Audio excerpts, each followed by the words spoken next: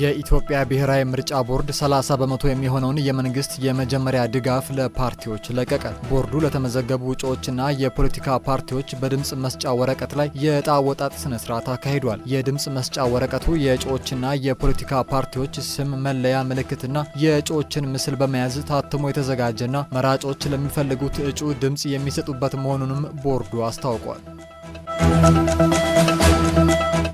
ከ33,000 በላይ ሰዎች በሰው ሰራሽ አስተውሎት የሙዚቃ ውድድር ለመሳተፍ ተመዝግበዋል አለ የኢትዮጵያ አርቲፊሻል ኢንተለጀንስ ኢንስቲትዩት። ውድድሩን ፋና ሚዲያ ኮርፖሬሽን እና ኢንስቲትዩቱ በመተባበር ያዘጋጁት ሲሆን በውድድሩ ከተመዘገቡት 33,502 ሰዎች ውስጥ 559 ያህሉ ስራዎቻቸውን ማቅረባቸው ተገልጿል። ለአሸናፊ ተወዳዳሪዎች የ1 ሚሊዮን ብር ሽልማት መዘጋጀቱንና በቀጣይም መሰል የአርቲፊሻል ኢንተለጀንስ ውድድሮች እንደሚካሄዱ ኢንስቲትዩቱ አስታውቋል።